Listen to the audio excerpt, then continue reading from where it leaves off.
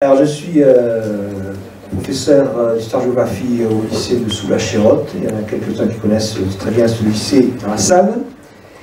Et je suis président de l'association Iker-Saliak, une association de chercheurs amateurs en Soule. Et on peut dire en toute modestie que c'est nous qui avons découvert les hirondelles, du moins leur histoire. Cela il y a un peu plus de 40 ans.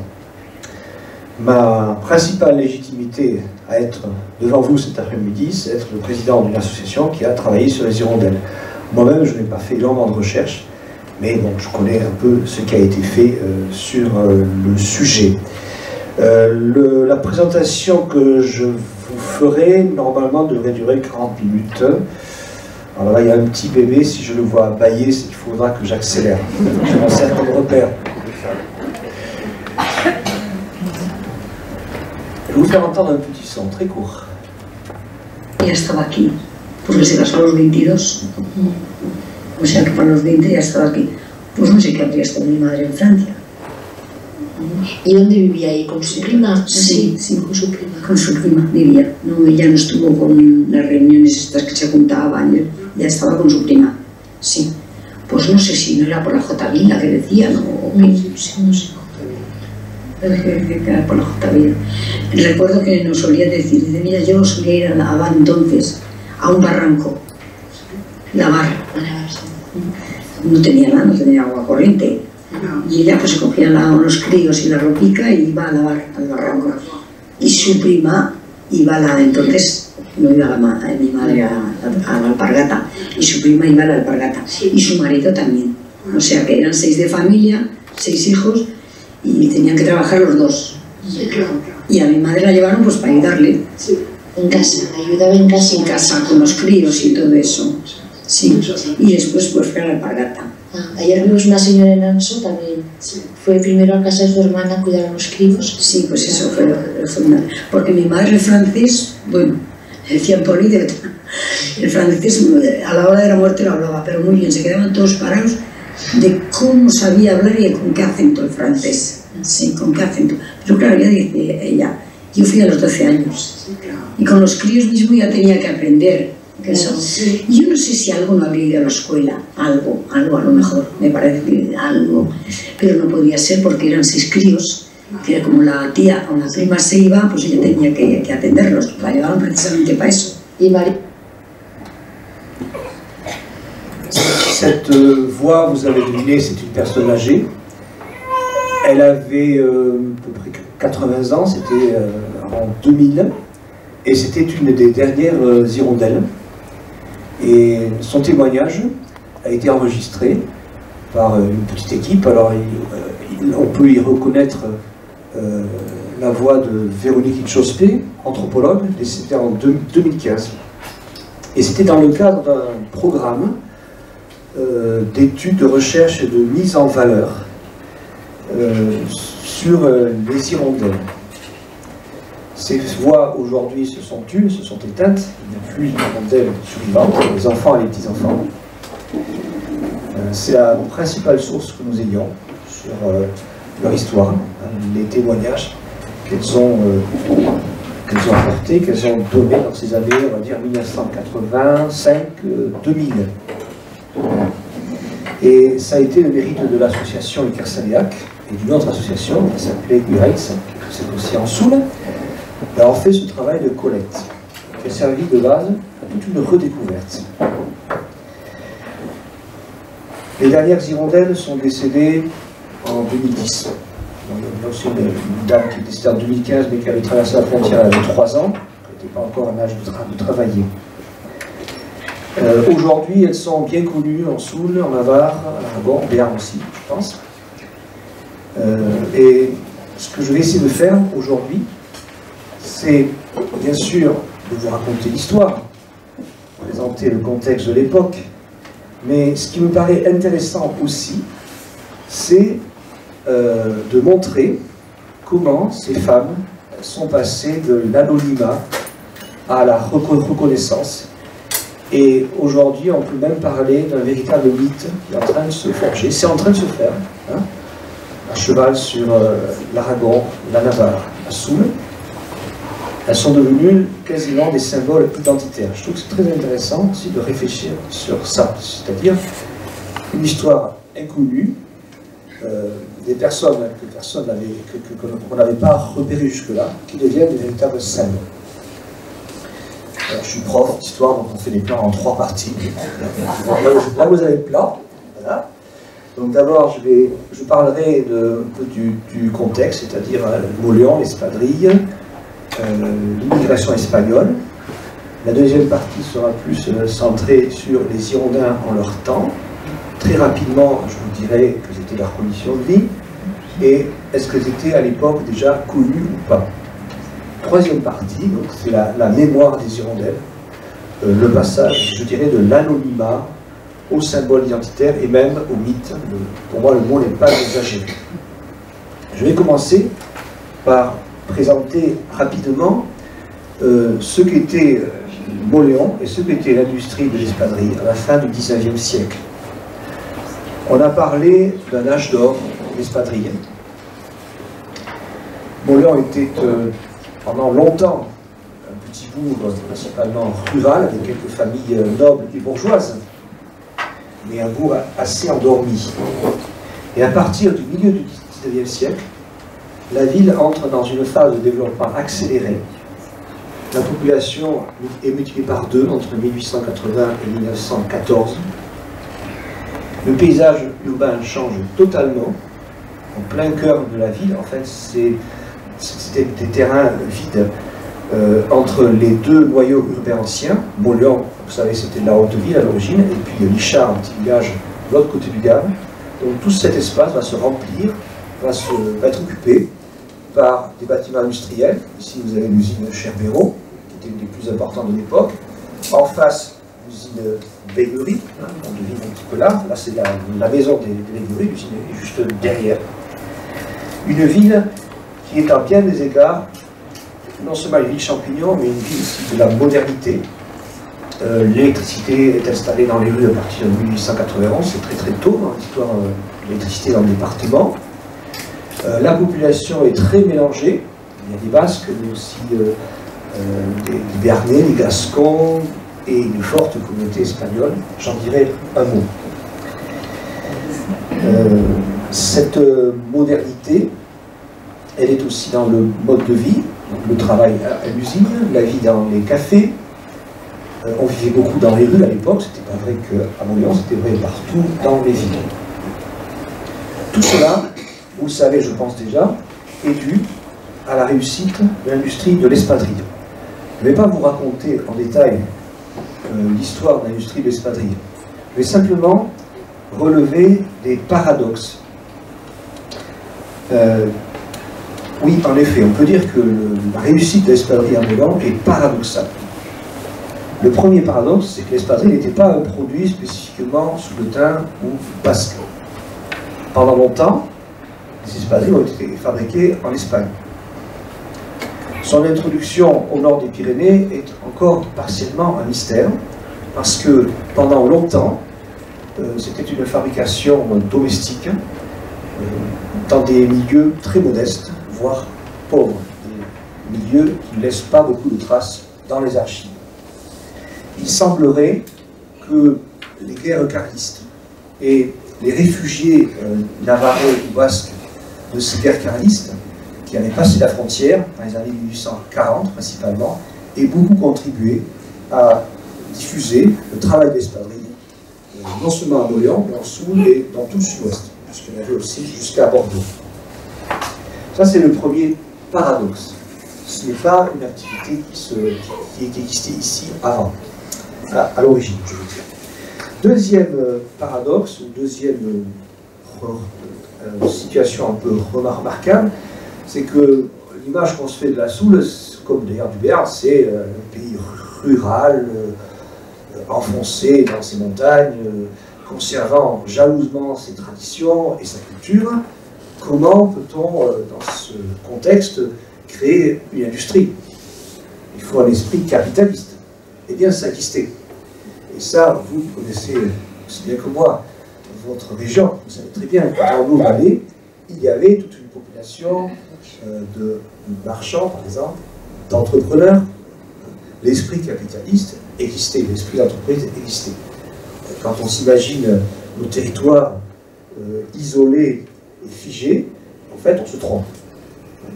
Il y avait des routes commerciales, alors certes, c'était les moyens de transport, c'était à dos d'homme ou à dos de mulet, mais c'était des routes quand même assez considérables. Par exemple, une qui traversait la Soule et qui finissait ici à Oloron, une route de la laine de Navarre, transportée par Tarbes jusqu'à Oloron, qui était le grand bassin textile de l'époque. Donc, ça, c'est le deuxième paradoxe, une industrie dans un milieu rural. Maintenant, comment expliquer que cela ait réussi à ce point? On peut mettre en avant le rôle de quelques entrepreneurs.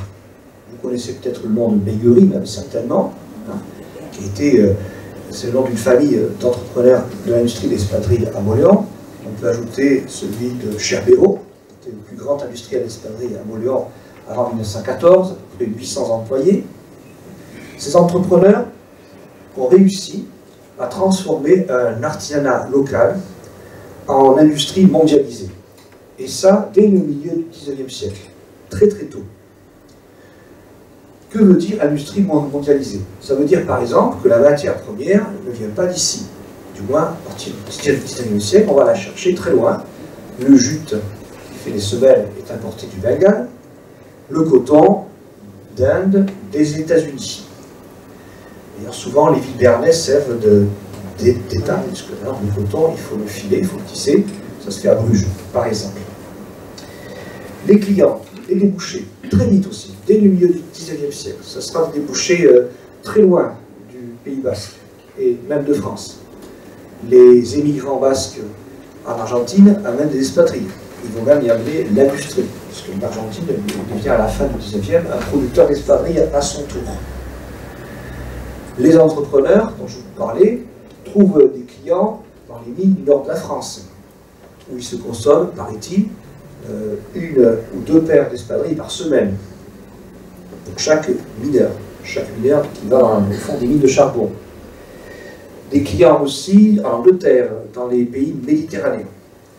Voilà une situation qui vaut la peine d'être remarquée, hein, un artisanat local qui devient une industrie mondialisée.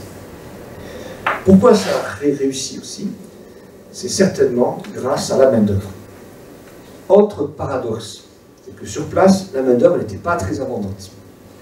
Déjà, l'exode rural avait commencé, et en plus, comme vous le savez, les territoires basques, et pareil du côté de la Vallée d'Aspe, étaient en partie vidés par l'émigration vers l'Amérique. Comment trouver de la main-d'œuvre dans ce contexte? Eh bien, ils sont allés la chercher de l'autre côté des Pyrénées, à 2 ou 3 jours de voyage, une main-d'œuvre pratiquement idéale, habile manuellement, disponible quand il le faut, puis quand on n'a pas besoin de y rentrer dans leur village, et pas cher. Et sans doute que cela aussi a beaucoup contribué à la réussite de l'espadrille moulonnaise. Voyons maintenant les caractères de cette immigration espagnole à Mollon. La première mention dans un texte du XIXe siècle, c'est 1869. C'est un mariage entre un homme et une femme de Fago, en Aragon. Mais certainement, il y avait des Espagnols avant, comme ici, c'est-à-dire Oloron, depuis des siècles, depuis le Moyen-Âge au moins. À la fin du XIXe siècle, cette immigration se renforce. Vers 1910, un tiers de la population de la ville est d'origine espagnole. Et comme vous avez peut-être entendu l'hirondelle de tout à l'heure, j'ai oublié de vous dire son nom, elle s'appelait Maria Barba, elle était de Fago aussi. Elle a employé le mot Rotavilla, je ne sais pas si vous avez entendu. La Rotavilla, c'est le nom que les immigrés espagnols donnaient à la haute ville. On y parlait tellement espagnol, on parlait plus espagnol que français, hein, autour de 1900, qu'ils lui avaient donné un nom espagnol. La Rotavilla, la Rota, tout le monde sait ce que c'est. Cette immigration présente des caractéristiques qui sont assez communes à l'époque. D'abord, elle concerne des ruraux, ils viennent des villages de l'autre côté des Pyrénées. Alors, voici la carte, une carte qui a été faite à partir du travail de Georges Julien dans les années 60. qui vous montre les villages d'origine des habitants d'origine espagnole à Moléon en 1911. Ça ne concerne pas que les Hirondelles, ça concerne tous les migrants. Donc à peu près une quinzaine de villages à la cheval entre la Navarre et l'Aragon, la province de l'Aragon et la province de Navarre. Vous remarquerez que la distance n'est pas forcément un critère de choix pour venir à Moléon. En dessous, par exemple, c'est quand même relativement loin pour aller à Moléon ici. C'était pourtant un des principaux villages de départ. Je vous expliquerai cela pourquoi après. Autre particularité, c'est une migration principalement saisonnière. Pourquoi? Parce que les ruraux ont beaucoup de travail au printemps et en été, par contre, beaucoup moins en automne et en hiver. Et ça tombe très bien, puisque c'est en automne et en hiver qu'il y a le plus de travail dans les fabriques d'espadrilles. Les travailleurs viennent à pied de leur village à Moléon, alors à pied, au début entièrement à pied, après il y aura des transports, ici par exemple, à partir de l'année 1920, un bus qui remontait jusqu'à Issaba, et avant même 1900, à partir du quartier La Caserne, ici à Saint-Engrâce, soit en voiture à cheval, soit en voiture à moteur, on pouvait être assez rapidement à Moléon. Combien étaient-ils ces migrants? Il faudrait faire un recensement exhaustif, je vous en parlais aussi pour les Hirondelles, qui n'est pas encore fait. Autre particularité, qui concerne plus spécifiquement Moléon, moins, je pense ici au Laurent, c'est que cette immigration espagnole est majoritairement, très majoritairement féminine. C'est là que nous allons retrouver nos Hirondelles. Les hommes aussi partaient de ces villages, mais dans d'autres directions, pour d'autres métiers. Berger, par exemple, ici dans le sud de la Navarre, vers la Ribera, ou les Bardelas Reales, ou alors ouvrier dans le chantier de la voie du Somport, de la voie ferrée du Somport, ici, ou alors dans les chantiers forestiers dans tout le sud-ouest de la France. Ces Navarrais, ces Aragonais, certes ce sont des habitants de notre pays que la France, mais nous les considérons comme des voisins. Et la compréhension est souvent très facile, et les relations amicales aussi se nouent aisément. Il est probable qu'à l'époque, dans les villages frontaliers, on pensait la même chose. À Saint-Engrâce, les habitants d'Issaba étaient des voisins, d'ailleurs les jeunes du village allaient faire les fêtes à Issaba. À pied, c'était possible à l'époque. Mais à Moléon, c'est un peu différent. À Moléon, ce sont d'abord des Espagnols, ce sont d'abord des étrangers. Et comme tous les migrants de toutes les époques, ils suscitent des sentiments ambivalents, à la fois curiosité, voire même fantasme, parce que pour les femmes, et en même temps méfiance, voire mépris. Les actes d'hostilité n'ont pas manqué. Moléon n'a pas été une vie très accueillante, du moins tout le monde n'a pas été très accueillante. Alors, les témoignages des Hirondelles n'en parlent pas beaucoup, je vous expliquerai pourquoi après. Mais ces faits ont existé. Les insultes, les bagarres. La première grève à Moléon, du moins la première grève que nous connaissons, a lieu en 1898. Ils sont 25 ouvriers. La vie n'est pas en révolution. 25 ouvriers qui se présentent chez le maire pour lui demander d'expulser les 3/4 de la colonie espagnole parce qu'ils font baisser les salaires. On reproche aux Espagnols, ce qu'on reproche souvent aux immigrants, ils ne sont pas comme nous. Alors ça peut nous étonner, parce que les Espagnols, c'est des gens très différents. Mais on pouvait leur reprocher de faire du bruit, de ne pas aller à la messe quand il faut. Bref, des petites différences qui peuvent créer le racisme. C'est une expression, je ne sais pas qui c'est qui l'a inventée, qui parle de la haine des petites différences, qui est souvent aussi à la base du racisme, et qui est alimenté par les petits conflits du quotidien, pour plein de petites choses où on est en conflit. La principale forme d'exclusion, c'est la ségrégation géographique. Donc ici, je ne sais pas si vous voyez bien au fond, vous avez un plan de Moléon. Alors, le Moléon d'avant l'ère industrielle, c'était les parties foncées. Il y avait la Haute-Ville, Ichard, et puis là, vous aviez un quartier autour du pont, c'était le seul pont, Et puis, avec l'industrialisation, la superficie a plus que doublé. Et c'est toute cette partie qui s'est construite, la basse ville, et tous ces carrés, ces rectangles, pardon, ce sont les usines. La population ouvrière, c'est-à-dire principalement la population espagnole, est cantonnée dans 3 quartiers. La haute ville, donc on appelait la Rotavilla, la communauté espagnole, le quartier Guicha, qui est un quartier très ouvrier, très populaire, et ce qu'on appelle la ville en bois, qui était un quartier de maisons très modeste, très précaire, on pourrait même parler de bidonville. Voilà où se répartissait la population espagnole. L'intégration s'est faite, bien entendu, c'est la même chose ici, plutôt à partir des années 20 et 30, par l'école, le travail, le voisinage, les guerres, une histoire qui est commune à beaucoup de villes comme ça, ouvertes à l'immigration, une immigration européenne. Voyons maintenant, deuxième partie, les hirondelles en leur temps. Je vais vous parler d'abord de leur vie. J'irai vite, parce qu'il est possible que ce sujet, vous le connaissiez déjà. Si vous ne le connaissez pas, vous avez un excellent livre, qui est encore d'autres exemplaires là-bas, qui est donc le travail de Véronique Chospé. Elle a fait ça en 2001, et elle a fait une espèce de synthèse, tous les témoignages qu'elle a recueillis, elle et d'autres personnes, membres de notre association. Donc là, je me contenterai des grandes idées. Après, je vous donnerai je vous parlerai de quelques personnes, de quelques portraits d'hirondelles. Et je me demanderai si déjà à l'époque, on n'était pas quand même connu ou distingué des autres immigrants. La vie de ces ouvrières, de ces migrantes est difficile, bien entendu. Tous les migrants ont une vie difficile quand ils arrivent, mais elles, tout particulièrement.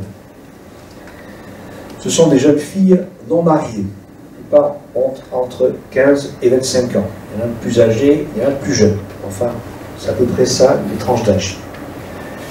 Issus presque exclusivement de familles modestes. Ici, vous avez une photo prise vers 1900 d'un des ateliers de l'usine Cherbero. On voit qu'ils sont devant des machines à coudre en train de faire, comme on fait le dessus de l'espadrille. Et des hommes qui sont là, bien sûr, pour surveiller le travail, les contremaîtres. Elles viennent donc de ces villages entre la Navarre et l'Aragon. Une partie du voyage peut se faire à cheval, à dos de mulet, ou plus tard en bus, mais la traversée de la montagne, c'est à pied. Le voyage, alors, suivant les époques, ça va de 1 jour et demi à 3 jours. Ça dépend aussi du village d'origine. Plusieurs récits évoquent les dangers du voyage. C'est long, c'est fatigant, on peut se blesser, il y a le mauvais temps. À Mauléon, la vie est presque exclusivement consacrée au travail. 10 heures par jour, et parfois plus, lorsqu'il y a des commandes urgentes à satisfaire. Les salaires sont faibles, alors on a du mal à se faire avoir une idée précise des salaires, parce que c'était beaucoup aussi à l'époque à la tête du client. Voilà. Alors, je ne peux pas vous donner vraiment d'ordre de grandeur, mais le salaire quotidien avant 1914 a fini rapidement 1 franc par jour. Le franc, en 1914, ce n'est pas l'euro actuel, il valait plus cher. Enfin, c'était quand même des salaires extrêmement faibles. Je reconnais que là, le travail de recherche n'a pas été fait, ça serait intéressant de le faire. Une vie très frugale qui leur permet d'économiser malgré ce salaire réduit. On loue des chambres sans confort à 6 ou 8. Parfois on partage le même lit, on dort à tour de rôle. La toilette se fait à la fontaine ou au ruisseau, c'est ce que disait aussi Maria Barba tout à l'heure, elle disait qu'ils allaient au ruisseau pour se laver. La nourriture est faite de pain, de soupe et des fameuses migas. Je pense que vous avez tous entendu parler des migas qui sont devenues un plat à la mode du côté navarrais. Mélange de pain rassis, cuit mélangé à du gras, de l'ail et tout ce qu'on trouve. Aujourd'hui, c'est quasiment dans certains restaurants de la grande cuisine. Ça a changé sans doute beaucoup depuis. Le voyage aller est en octobre, le voyage retour au mois de mai. Et donc il se fait aussi à pied. Et de nouveaux dangers guettent les jeunes femmes, le danger des neiges tardives, et les douaniers, en tout cas du côté espagnol, qui ont tendance à vous imposer des amendes, ou voire à vous confisquer les objets que vous avez ramenés de Mauléon. Car ces jeunes femmes ne ramènent pas d'argent. L'argent qu'elles ont gagné, le plus souvent, elles le convertissent en linge, en vêtements, en ustensiles de cuisine, soit pour des membres de leur famille, soit pour elles-mêmes, car un des objectifs de leur migration est de constituer un trousseau. Il y a des exemples, on l'a dit, puis il y a des documents qui l'attestent, de transport de meubles, à dos d'homme évidemment. On aurait même transporté des poêles à dos d'homme. Cette migration s'est déroulée pour l'essentiel entre 1880 et 1930. Elle a été interrompue pendant la Grande Guerre. Combien d'hirondelles? Là, on n'est pas trop capable de répondre. Il faudrait faire un recensement exhaustif. On dira plusieurs milliers. Mais je ne peux pas vous donner de chiffres plus précis. C'est d'autant plus difficile à faire, l'inventaire, que beaucoup d'entre elles ont fait 2-3 saisons à Mauléon avant de s'établir. C'est une migration de jeunes femmes, et comme toutes les migrations de jeunes femmes, ce n'est pas du tout individuel. Ça s'organise dans des réseaux familiaux extrêmement serrés et protecteurs. Elles sont accompagnées par leur père, leurs frères jusqu'à la frontière. Ensuite, elles font partie du chemin seules, mais sont toujours en groupe. À Mauléon, elles sont prises en charge par quelqu'un de la famille, du village. Elles logent dans des maisons connues où habitent d'autres Espagnols. Malgré cet encadrement strict, il y avait bien sûr l'obsession de la bonne réputation, même dans les milieux très modestes, et même surtout dans les milieux très modestes.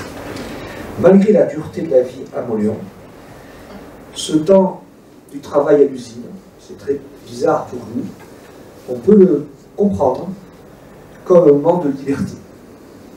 10 heures par jour devant une machine à coudre, est-ce que c'est de la liberté? Oui, parce qu'il y avait, par exemple, il y avait le plaisir d'être entre jeunes femmes. Il y avait un contact qu'on ne pouvait pas forcément avoir dans son village d'origine. Et puis, cette saison à Mauléon, c'est le contact avec la grande ville. Alors certes, on ne va pas beaucoup à la fête, c'est un sujet un peu tabou dans les témoignages, parce que quand les anciennes hirondelles, j'ai 80 ans et plus, on leur demande « Est-ce que vous allez à la fête ?» « Non, non, moi je n'ai pas à la fête. Une telle, oui. » Bon, c'est ce qu'elle a trouvé. À mon avis, il ne veut pas y aller souvent. Et puis, cette saison, c'est quelques mois à Mauléon, c'est quelques mois sans l'autorité du père, du curé, du notable du village. Donc, une libération très relative, mais on peut quand même utiliser cette expression. Très rapidement, quelques portraits d'hirondelles. Beaucoup sont anonymes, mais quelques-unes nous sont connues, soit parce qu'elles ont laissé de la famille à Mauléon, soit parce qu'elles ont témoigné. Aussi, par exemple, la photo de mariage Eustaquio Pérez et Vitorina Olaveri. Eux, ils sont relativement connus, d'abord parce qu'ils ont toujours des descendants à Mauléon, et donc on a les témoignages, à partir de leur fils, qui est toujours là, qui est très très âgé, et qui a beaucoup parlé de l'histoire de ses parents. Les deux étaient du même village, Ustaros en Navarre, mais ils se sont connus à Mauléon et se sont mariés à Mauléon. Le mariage n'a pas duré très longtemps, car Eustaquio Pérez était un militant politique très engagé, côté du Parti communiste. Et en 1939, il a été arrêté une première fois, c'était l'époque, au tout début de la guerre, où les communistes étaient considérés comme des dangers pour la défense nationale. Il a fait quelques semaines de prison, il est rentré chez lui, re-arrêté en 1942, déporté, il est mort en déportation à Mauthausen. Voilà, donc là c'est un couple d'immigrants. Lui était immigrant, il n'y a pas de nom spécial, l'immigrant est homme, et elle, une hirondelle. Autre exemple, deux portraits d'hirondelles. Une photo des années 30, donc quand elles étaient au travail, quand elles venaient. Donc Victorina Garcia, qui est la dernière hirondelle à avoir vécu en Sousse, elle est décédée en 2010. Et elle aussi a beaucoup témoigné, donc on connaît assez bien son itinéraire et sa vie à l'usine. Gaby Pasqualena, autre personnalité remarquable, parce qu'elle a eu une vie très longue. Elle a travaillé 72 ans à l'usine Beguerie. Et à la fin de sa vie, donc elle était âgée de 100 ans, elle a été interrogée par une journaliste locale de Sud-Ouest, et vous avez cette photo d'une femme dont les yeux sont encore pétillants de vie. Elle est décédée 2 ans plus tard. Voilà quelques portraits. Je ne vous raconterai pas leur vie parce que ça serait trop long, mais elle est très bien. Enfin, vous aurez tous les détails dans le livre. Je ne veux pas vous obliger à acheter. Les hirondelles étaient-elles connues ou reconnues à leur époque? C'est ce que je vais essayer maintenant de me demander. Il y a très peu de traces dans les archives de l'époque. Elles sont absentes des rapports de police ou de gendarmerie et presque absentes dans la presse. Il y a de rares exceptions. Je vais vous en donner 2. Novembre 1901, un jeune homme d'Issaba tue un jeune domestique qui voulait l'empêcher de voir sa fiancée, qui logeait dans la maison avec d'autres Espagnols. Autre exemple, en 1892, en février, une rumeur circule dans la presse locale, qui a été d'ailleurs beaucoup reproduite dans des journaux de province hors de la Soule et hors du département. 7 jeunes filles auraient disparu dans la neige et auraient été retrouvées mortes de froid, serrées les unes contre les autres. Alors, pendant longtemps, j'ai cru que c'était vrai, mais en fait, en lisant la presse, il semblait que ce ne soit pas vrai. Et le journal républicain de l'époque, le Réveil Basque, démente ou corrige la rumeur en précisant que les jeunes filles étaient bien arrivées. Certes, on les avait crues perdues, mais c'était bien arrivé. Et qu'on confondait leur voyage avec l'histoire d'un homme qui, lui, par contre, était mort de froid dans la neige du côté de Aruski. Cette histoire montre que les hirondelles, on savait que ces jeunes filles venaient en Soule, et sans doute qu'on les voyait passer, elles n'étaient pas totalement anonymes et inconnues. Autre signe qui montre cela, ce sont des récits de voyageurs du début du XXe siècle. Alors, il y en a au moins 3. Henri Lorrain, par exemple, qui parle de ces jeunes filles comme des palombes d'hiver. Ou alors, vous n'aurez pas le temps de tout lire, mais voici un extrait d'un roman qui a été publié en 1925, Gracieuse et le béret bleu, l'histoire d'amour contrarié, comme souvent. Et dans cette page, vous y trouverez tous les thèmes qui ont fait depuis le mythe des hirondelles, le mythe ou l'histoire des hirondelles telle que nous la connaissons. Donc ces bandes de jeunes filles avec un petit baluchon, le petit banc en bois pour s'asseoir et garder sa robe propre. Et ensuite, on couche à même le sol, sur de mauvais matelas, on se serre les unes contre les autres. On se nourrit de beaucoup de pain et d'eau, donc une vie très frugale. Les beaux jours revenus, on reprend le chemin du pays, l'escarcelle pleine et leur baluchon démesurément grossi par les emplettes qu'elle fit. Et puis en honneur, je vais passer un peu vite, on s'amuse, chaque dimanche est une fête. Bon, alors ici, je dirais plutôt charmant, plutôt agréable de la vie des hirondelles. Donc il y a comme ça quelques textes qui émanent non pas sous le timbre de Molonais, mais de personnages de l'extérieur. Ils savent que ces jeunes filles viennent, que ce sont des migrants, qui retournent chez elles. Le regard qu'ils annoncent est un regard un peu exotique. Pas le regard qu'avaient véritablement les Molonais. Mais ça prouve qu'elles n'étaient pas totalement inconnues à l'époque. Voyons maintenant, troisième partie, la mémoire des hirondelles. Comment on les a petit à petit sortis de l'anonymat. Il y a eu un temps de l'anonymat. La migration saisonnière s'est arrêtée avec la crise économique des années 30. Et puis ensuite, il y a eu la guerre civile qui a encore plus interrompu les échanges transfrontaliers. Leur souvenir à Mauléon s'est certainement maintenu, mais il n'y a pas beaucoup de traces dans la presse ou dans les documents officiels, même aucune. Le seul exemple, c'est ce livre de Georges Viers, qui est une étude sur Mauléon, qui est assez connue, sur la population et l'industrie de Mauléon, où il parle les filles avec 2 longues nattes, leur robe verte très large, leur blouse à manches blanches. Une ambiance jeune, caractérisée au début surtout par des groupes de filles d'un même village, et ainsi de suite. D'où tient cette information? Il est possible qu'à Mauleon, des gens lui en aient parlé, que dans les années 60, le souvenir en soit encore présent. Du côté navarrais et aragonais, il semble que le silence soit plus complet. C'est un sujet qu'il faudrait étudier. Les idées que je vais vous donner, ce sont des gens qui m'en ont parlé, des témoignages. Mais il semblerait que pendant longtemps, on n'a pas voulu parler des hirondelles, qu'il y avait même une certaine honte. Une honte parce que ces jeunes filles étaient pauvres, et c'est pour ça qu'elles partaient. Une honte aussi parce qu'elles avaient quitté leur village avec tous les risques, vous savez, pour la réputation d'une jeune fille, pour travailler. Et puis ce silence, à mon avis, mais ça va être discuté, est lié à un refoulement global, une espèce de chape de silence qui s'est imposée sur toute l'Espagne à cause du franquisme, et qui n'est pas lié uniquement à l'histoire des hirondelles. On ne parlait pas. En réalité, les anciennes hirondelles ont raconté leur histoire à leurs enfants, à leurs petits-enfants. Et ce que j'ai constaté, c'est une chose un peu curieuse, c'est que leur histoire s'est mieux transmise dans les villages comme Isaba, Anso, Faro, Gustavos, c'est mieux transmise que celle des hommes. Les bergers, les ouvriers, les chantiers, les ouvriers forestiers, manifestement, ils n'ont pas laissé tellement de souvenirs.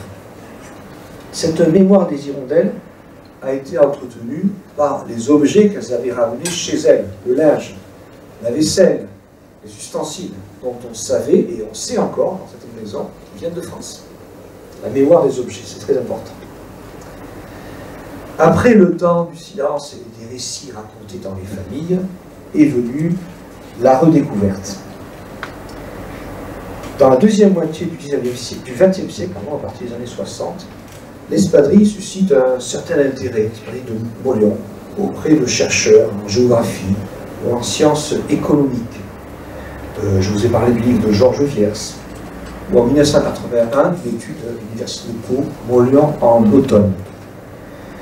C'est un sujet qui intéresse les chercheurs parce que l'industrie maulonnaise est une espèce d'isolat, de petit bassin industriel traditionnel. Alors là, pour le coup, c'est vrai, en 1970, quelque part, l'espadrille et Maulonnais sont un vestige de l'industrie du XIXe siècle. C'est petit, donc c'est facile à étudier. Et dans ces ouvrages, on perçoit une vision assez négative. L'industrie est en train de disparaître, vieillissante, voire condescendante. Ce thème d'une industrie vieillissante, anachronique, a collé à la réputation de la ville de Mauleon quasiment jusqu'aux années 2000. Combien de fois, moi, je ne l'ai pas entendu, ce drapeau. Toi, tu es de Mauleon, à Mauleon, les industrielles ferment, elles ont disparu, c'est la crise. Oui, ça a été vrai, c'est vrai. Ça a été vrai à partir principalement des années 1977-1978. Je pense que vous connaissez cette histoire, je ne vais pas vous la raconter dans le détail, la crise de l'espadrille, qui a abouti à la disparition de toutes les usines d'espadrille et l'article Chauchot-Sang. Il ne peut rester que les fabricants artisanaux. Alors que Mauleon vivait cette crise très très grave, un certain nombre d'habitants, d'élus, de passionnés s'intéressent à l'histoire de cette industrie en train de disparaître. Ils prennent conscience qu'il y a là un patrimoine matériel et immatériel à conserver. Et c'est un des points de départ de l'association Ikersalia, dont j'ai la fierté d'être le président encore, mais pas pour toute la vie. Et donc, une des premières grandes opérations, une première grande activité d'Ikersalia a été de collecter des témoignages, des objets, et ça aboutit en 1986 à une exposition assez importante, qui a eu un certain succès sur l'espadrille. Au moment où l'industrie disparaît, elle devient objet de patrimoine. Et c'est à cette époque-là, dans les témoignages, qu'on commence à repérer ces histoires ce destin de jeunes filles qui faisaient l'aller-retour depuis leur village navarrais ou aragonais. C'est aussi à cette époque-là, on va dire en 1985-86, que pour la première fois, on parle d'hirondelle. Et d'après mon ami Joël Larocque, le spécialiste de l'histoire de Mauléon, ça serait une des sœurs Garcia qui, en racontant sa vie, aurait dit, en voyant par la fenêtre les hirondelles, tiens, nous étions comme ces hirondelles, nous faisions l'aller-retour. Et c'est de là que ça serait venu. Autour des années 2000, donc un tout petit peu plus tard, les associations UHEITS et Kerselak mènent un ambitieux travail de collecte, de mémoire, je vous en ai déjà parlé, et ça aboutit au travail de Véronique Inchospé à son livre Mémoire d'hirondelles.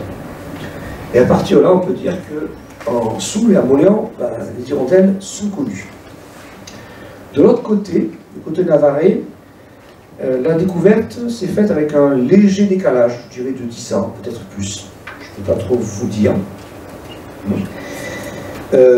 Cette découverte, cette émergence des hirondelles dans le village aragonais et navarrais, c'est un peu la conséquence du travail qui se faisait ici, puisque mes prédécesseurs sont allés les voir, sont allés les rencontrer, donc ça a suscité de la curiosité. C'est lié aussi à un mouvement très global en Espagne, qui est celui de l'émergence de la mémoire dans tous les domaines, mémoire historique, mémoire des traditions. C'est un mouvement très très fort qui a entraîné la création de très nombreuses associations. Je crois qu'entre la Navarre et l'Aragon, dans tous ces villages, chacun a une association culturelle et patrimoniale. Et puis on est dans l'après-franquisme. On veut rompre le silence dans tous les domaines, y compris dans celui-là. Ici, vous avez deux exemples. Alors, la stèle des hirondelles à Isaba a été élevée, érigée avec ce programme dont je vous ai parlé tout à l'heure, de collecte de témoignages. Et c'est un programme européen, un programme Interreg, avec financement européen. Et une des opérations consistait à mettre des stèles sur leur chemin. Et le seul endroit où la stèle est vraiment bien conservée, c'est Isaba. En Mauléon, il y en a une, mais elle est vraiment très très abîmée. Ça montre qu'à Isaba, c'est un sujet qui les intéresse. Et juste à côté, vous avez une photo, j'ai prise en 2019, qui montre donc une photo d'une fête des hirondelles. En fait, ils organisent ces événements depuis la fin des années 1990. Ici, vous avez une photo de la fête des hirondelles en 1987. Il y avait encore ces femmes dans les villages. Elles sont honorées. Et à côté, je vous ai mis un extrait discours qui a été prononcé lors de la fête de 2019, qui est intéressant, parce que vous comprenez tous l'espagnol, nous sommes fiers d'être les descendants de ces femmes courageuses, filles de la nécessité, qui, année après année, laissaient leur famille, leurs fiancés. Donc, ce qui était autrefois tu, voire caché, devient objet de fierté. Personnellement, j'ai pu le constater, en particulier en 2019, j'ai été mené à faire aussi, comme devant vous, une présentation sur les hirondelles, et j'ai senti une espèce de bonheur des gens, incroyable, qu'on parle de leur grand-mère, de leur mère, et ils venaient nous voir. Oui, ma grand-mère était une hirondelle, c'est comme s'ils le disaient pour la première fois. Je ne pense pas que c'est vrai. Mais il y avait une espèce de fierté retrouvée d'être le descendant de telle femme. Je vais passer à la conclusion. En conclusion, je vais présenter les hirondelles comme un symbole identitaire. Aujourd'hui, on parle beaucoup des hirondelles en Soule, en Navarre, en Aragon. Alors vous avez énormément d'exemples. Ici, j'en ai pris quelques-uns. Donc la fête des hirondelles, on ne l'avait pas célébrée tous les ans, mais quand même assez régulièrement à Isaba. Le nouveau festival culturel de Mauléon s'appelle la fête des hirondelles. Le nouveau collège de Roncal, la reine Roncal à Bourgui, qui est ouvert en 2021, il y a quelques mois, s'appelle Ainarak. Il y a des livres qui ont été publiés sur les hirondelles. Un qui a eu un certain succès, Les Demoiselles, Anne-Gaëlle Huon. Bon, il n'est pas vraiment l'histoire des hirondelles, mais il a eu un certain succès. Il y a aussi tout un travail de diffusion à travers Internet, en particulier ce projet ambitieux, qui est aussi un projet avec financement européen, qui s'appelle Ainarak, Hirondelle, en basque, porté par plusieurs maisons de production, plusieurs studios de production de cinéma, dont un à Saint-Sébastien. Vous pouvez visiter ce site. Alors, les titres sont en basque, mais les interviews, les entretiens, parce que c'est surtout des vidéos, sont en français ou en espagnol. Vous pourrez y rester sans problème. Et ce projet Ainarak devrait aussi aboutir à un film documentaire pour le cinéma. Normalement, il devrait sortir ce printemps. Je ne connais pas trop la date exacte. Bref, vous avez tout un travail, tout un intérêt. Hein. Ici, une fresque que vous pouvez voir au cinéma de Mauléon, qui est assez grande, qui met vraiment les hirondelles dans le paysage urbain de Mauléon. Elle a été faite en 2019. Pourquoi les hirondelles ont-elles aujourd'hui un tel succès? Pour moi, il y a 3 raisons. Le premier, c'est que leur histoire est un récit émouvant, porteur d'images et d'émotions. Deuxièmement, c'est un récit de femmes, une histoire de femmes. Et nous sommes à une époque où nous avons besoin, c'est pas simplement, je pense, une espèce de mode, c'est un besoin de mettre les femmes à leur place dans l'histoire. Or là, c'est une histoire de femmes, presque uniquement. La migration, c'est entre femmes, la transmission aussi. Troisième intérêt, c'est la dimension transfrontalière, bien sûr. Ça suscite la curiosité et un petit peu, il faut dire, des subventions. Pourtant, cette histoire est encore à écrire, et je dirais même certains aspects du mythe à corriger. Il faudrait réunir la documentation essentiellement familiale. Nous avons très peu de lettres, par exemple. La documentation administrative, il y en a très peu, mais ce serait bien quand même qu'on essaie de la trouver. Qu'est-ce qu'il y aurait à corriger? Lorsque ces hirondelles ont témoigné, elles étaient à la fin de leur vie, elles avaient 80 ans et plus, elles ne cachaient pas la dureté de leur voyage et la dureté de la vie à l'usine. Mais elles racontaient leur jeunesse. Et quand on a 80 ans et qu'on raconte sa jeunesse, on ne peut pas éviter la nostalgie. Et quelque part, c'est resté aussi dans le récit qu'on en a fait plus tard. Je dirais que l'image qu'on a est plus belle que la réalité concrète de leur vie. C'est aussi la faute, enfin la faute, je ne sais pas comment dire la chose, aux photos. Hein, elles ont laissé des photos. Il y en a plusieurs dizaines, voire plusieurs centaines. Ce sont des photos, elles sont toujours à leur avantage, bien habillées, souriantes. Elles se faisaient photographier souvent en mollet avant de rentrer chez elles. Donc elles se présentaient sous leur meilleur jour. Ce n'était pas les costumes de tous les jours, et ces photos n'évoquent pas la dureté de leur vie. Pour terminer, je vais faire tard, l'histoire des hirondelles n'est pas qu'une histoire locale entre la Soule, la Navarre et l'Aragon. Alors, dans la discussion, vous allez peut-être me dire si vous pensez qu'il y a des hirondelles en Béarn.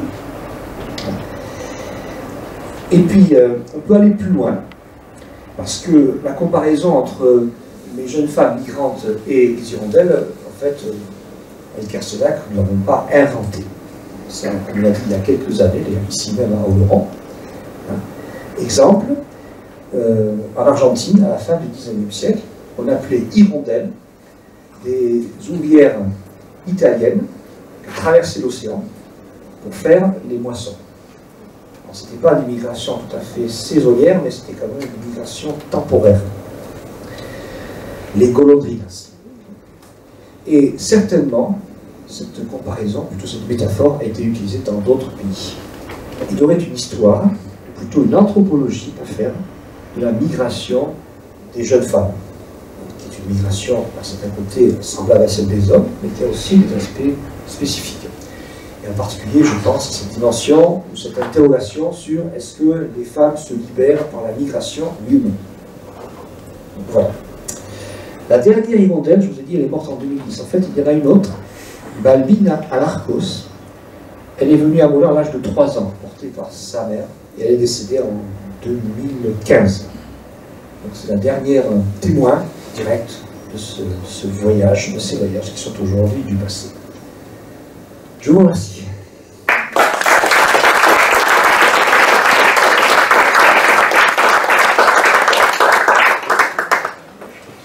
Alors, je fais ma pub. Alors je suis professeur d'histoire-géographie au lycée de Soula-Chérotte. Il y en a quelques-uns qui connaissent très bien ce lycée dans la salle. Et je suis président de l'association Iker-Saliak, une association de chercheurs amateurs en Soule. Et on peut dire en toute modestie que c'est nous qui avons découvert les hirondelles, du moins leur histoire. Cela il y a un peu plus de 40 ans. Ma principale légitimité à être devant vous cet après-midi, c'est être le président d'une association qui a travaillé sur les hirondelles. Moi-même, je n'ai pas fait énormément de recherches, mais donc je connais un peu ce qui a été fait sur le sujet. La présentation que je vous ferai, normalement, devrait durer 40 minutes. Alors là, il y a un petit bébé, si je le vois bâiller, il faudra que j'accélère. Je m'en sers comme repère. Je vais vous faire entendre un petit son, très court. Ya estaba aquí, porque se casó a los 22, o sea que para los 20 ya estaba aquí. Pues no sé qué habría estado mi madre en Francia. ¿Y dónde vivía ahí? ¿Con su prima? Sí, sí, con su prima. Con su prima vivía. No, ella no estuvo con las reuniones estas que se juntaban, ya estaba con su prima, sí. Pues no sé si no era por la J. Vila que decían, o no sé. Que era por la J. Vila. Recuerdo que nos solía decir, mira, yo solía ir a lavar entonces a un barranco, lavar. No tenía nada, no tenía agua corriente. Y ella pues se cogía los críos y la ropica y iba a lavar al barranco. Y su prima iba entonces no iba mi madre a la alpargata, y su prima iba a la alpargata, y su marido también. O sea que eran 6 de familia, 6 hijos, y tenían que trabajar los 2. Y a mi madre la llevaron pues para ayudarle. En casa, ayudaba en casa. En casa, con los críos y todo eso. Sí, y después pues fue a la alpargata. Ayer vimos una señora en Anso también. Fue primero a casa de su hermana a cuidar a los críos. Sí, pues eso fue porque mi madre el francés, bueno, decían políglota. El francés a la hora de la muerte lo hablaba, pero muy bien, se quedaban todos parados de cómo sabía hablar y con qué acento el francés. Sí, con qué acento. Pero claro, ya dice ella, yo fui a los 12 años y con los críos mismo ya tenía que aprender. Eso. Y yo no sé si algo no habría ido a la escuela, algo a lo mejor, me parece que algo, pero no podía ser porque eran 6 críos, que era como la tía o la prima se iba, pues ella tenía que atenderlos, la llevaban precisamente para eso. Y María. Cette voix, vous avez deviné, c'est une personne âgée.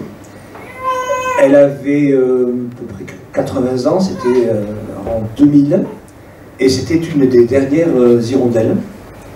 Et son témoignage a été enregistré par une petite équipe. Alors on peut y reconnaître la voix de Véronique Hitchospé, anthropologue, décédée en 2015.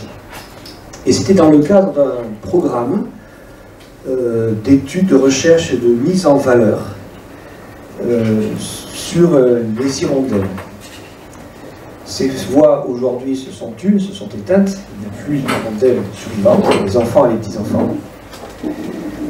C'est la principale source que nous ayons sur leur histoire, les témoignages qu'elles ont apportés, qu'elles ont donnés dans ces années, on va dire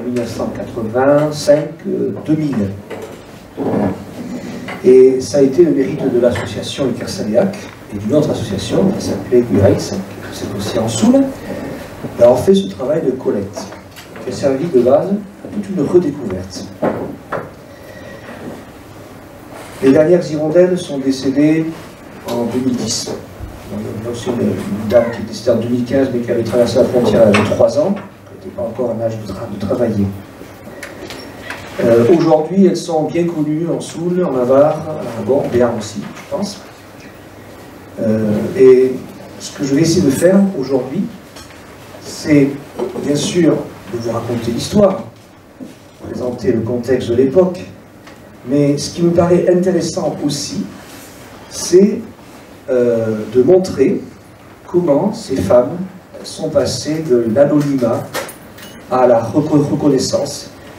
Et aujourd'hui, on peut même parler d'un véritable mythe qui est en train de se forger. C'est en train de se faire, hein, à cheval sur l'Aragon, la Navarre, à Soule, elles sont devenues quasiment des symboles identitaires. Je trouve que c'est très intéressant aussi de réfléchir sur ça, c'est-à-dire une histoire inconnue, des personnes qu'on n'avait pas repérées jusque-là, qui deviennent des véritables symboles.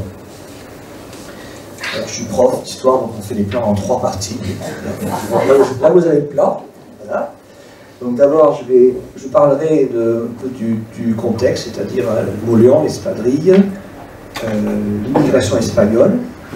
La deuxième partie sera plus centrée sur les Girondins en leur temps. Très rapidement, je vous dirai que c'était leur condition de vie et est-ce que c'était à l'époque déjà connu ou pas. Troisième partie, c'est la mémoire des Hirondelles, le passage, je dirais, de l'anonymat au symbole identitaire et même au mythe. Pour moi, le mot n'est pas exagéré.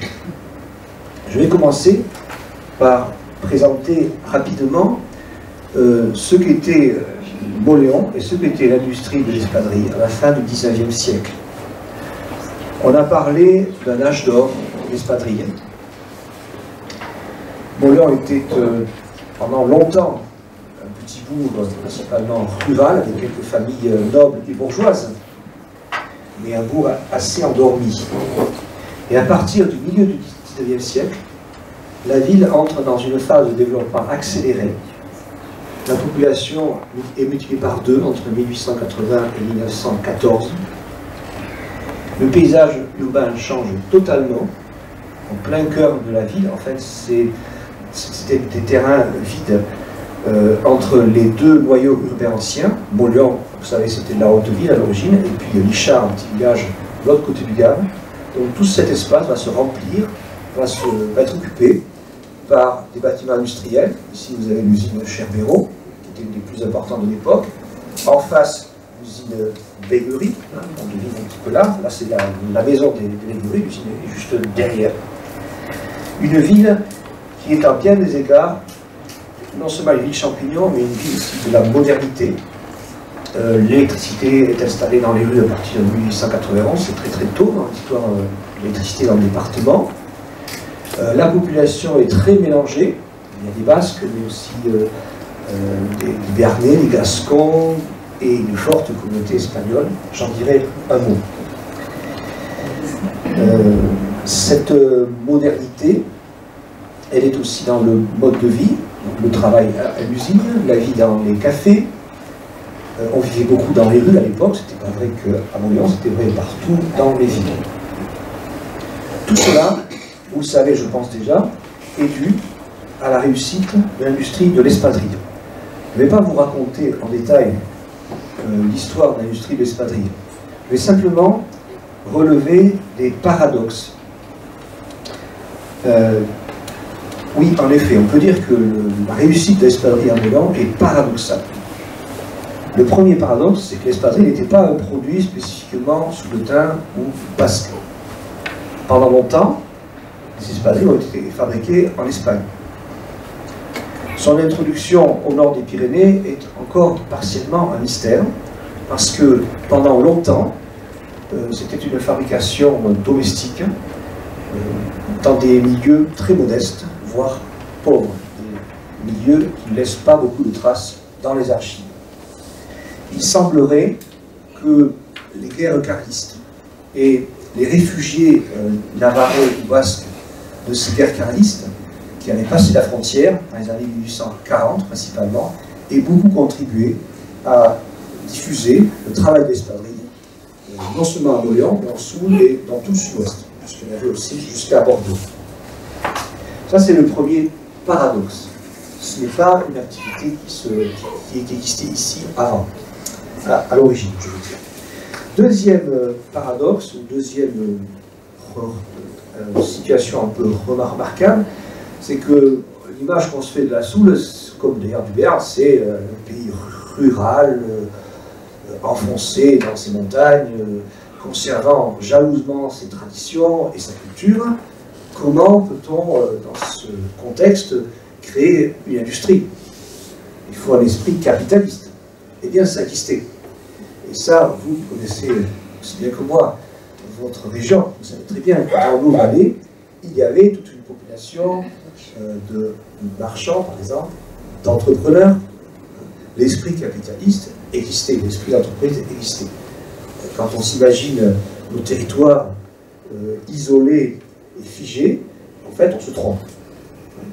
Il y avait des routes commerciales, alors certes, c'était les moyens de transport, c'était à dos d'homme ou à dos de mulet, mais c'était des routes quand même assez considérables. Par exemple, une qui traversait la Soule et qui finissait ici à Oloron, une route de la laine de Navarre, transportée par Tarbes jusqu'à Oloron, qui était le grand bassin textile de l'époque. Donc, ça, c'est le deuxième paradoxe, une industrie dans un milieu rural. Maintenant, comment expliquer que cela ait réussi à ce point? On peut mettre en avant le rôle de quelques entrepreneurs. Vous connaissez peut-être le nom de Meguery, même certainement, hein, qui était, c'est le nom d'une famille d'entrepreneurs de l'industrie d'espadrilles à Mauléon. On peut ajouter celui de Cherbero, qui était le plus grand industriel d'espadrilles à Mauléon avant 1914, à peu près 800 employés. Ces entrepreneurs ont réussi à transformer un artisanat local en industrie mondialisée. Et ça, dès le milieu du XIXe siècle, très très tôt. Que veut dire industrie mondialisée? Ça veut dire par exemple que la matière première ne vient pas d'ici. Du moins, à partir du XIXe siècle, on va la chercher très loin. Le jute qui fait les semelles est importé du Bengale. Le coton d'Inde, des États-Unis. D'ailleurs, souvent, les villes bernaises servent d'État, puisque alors, le coton, il faut le filer, il faut le tisser. Ça se fait à Bruges, par exemple. Les clients et les bouchers, très vite aussi, dès le milieu du XIXe siècle, ça sera des bouchers très loin du Pays Basque, et même de France.